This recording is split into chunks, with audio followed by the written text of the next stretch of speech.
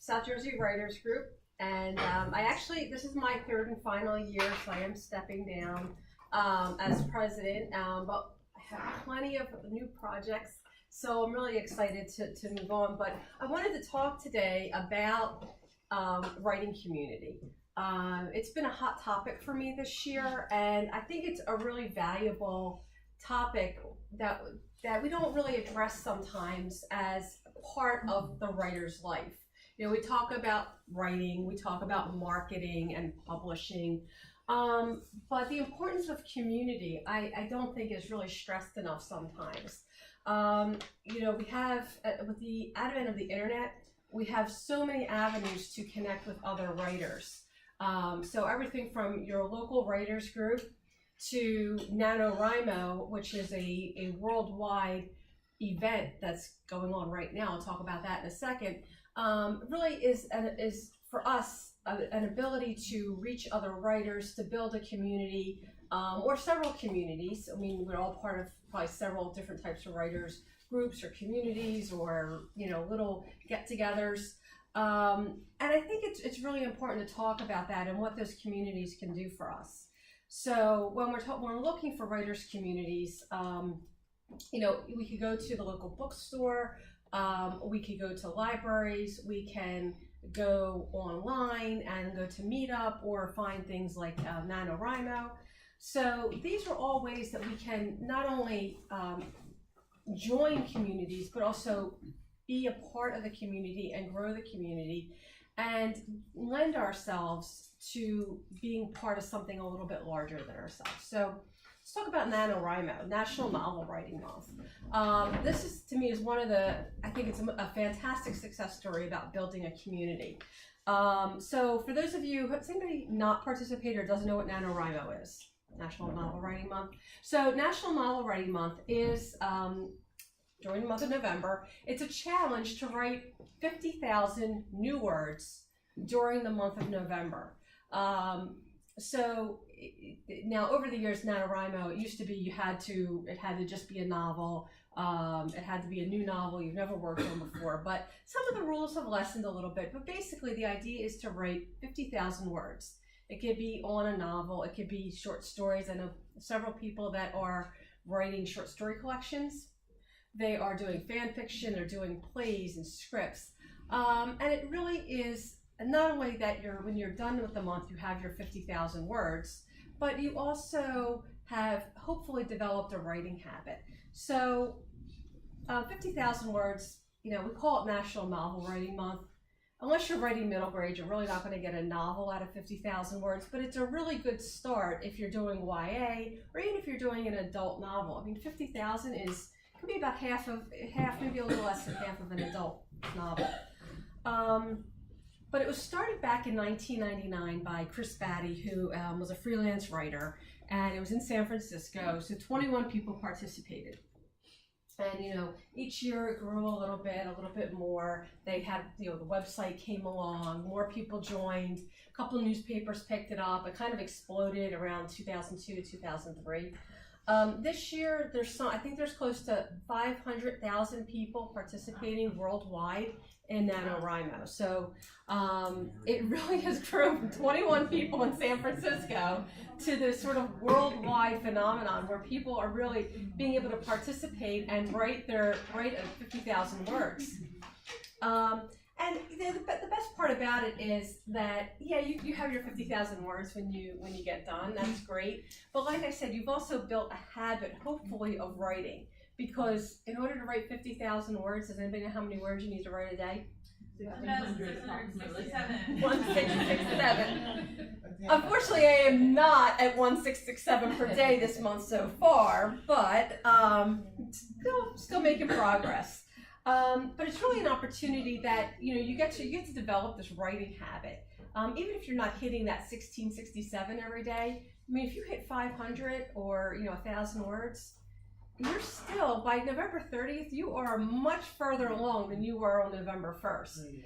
And also because you're in this race to write all these words, and they don't have to be very good words. I mean, that's one of the things that some of the detractors of Nanowrimo don't like about it, is that it doesn't focus on quality. But that's not the point of NaNoWriMo. It's not, you're not producing a masterpiece in 30 days.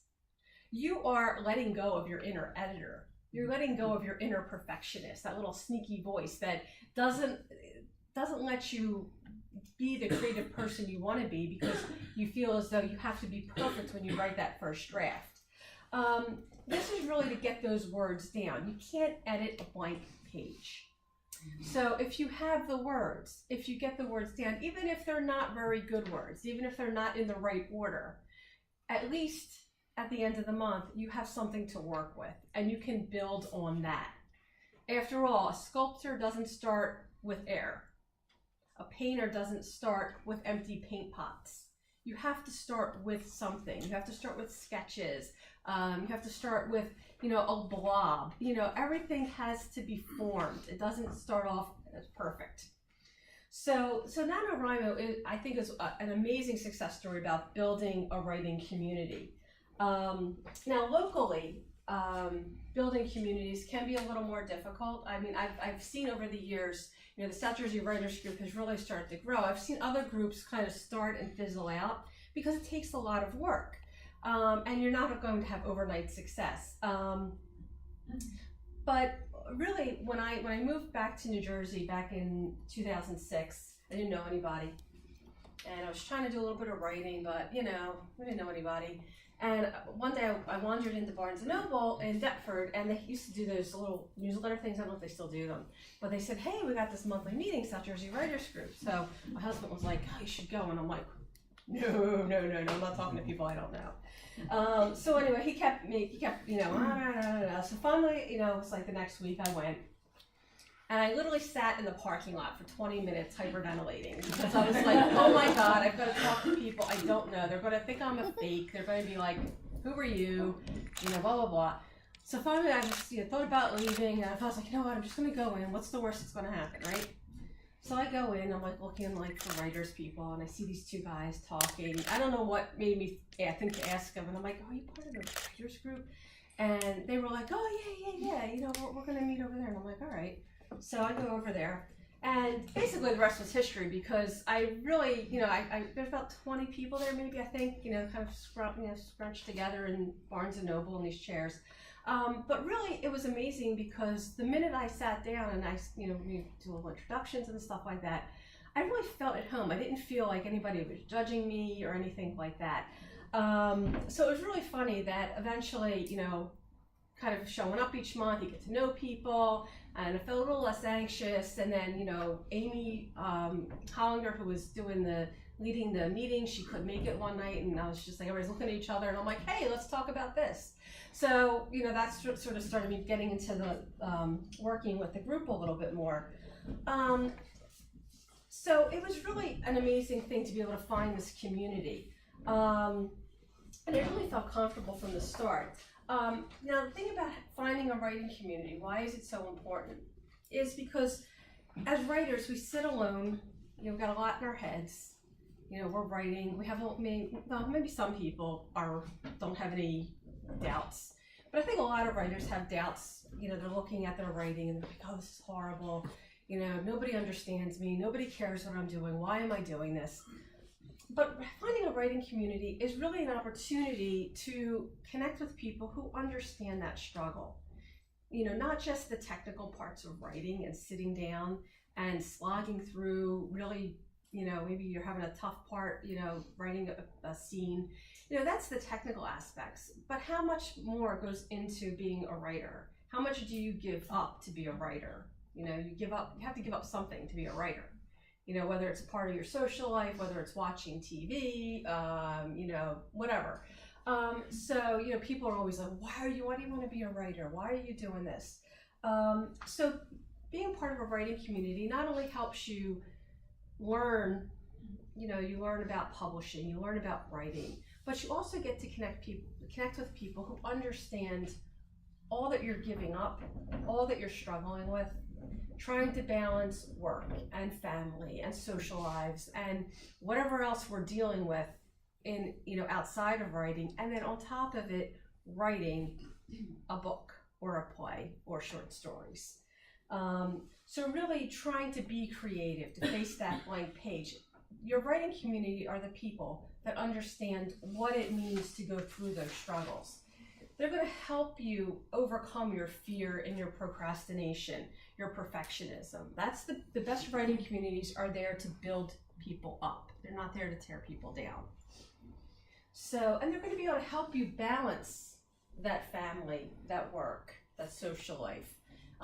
Best thing about writing communities, you kind of get that social life with your writing community, so that's, kind of knock two out there with one stone.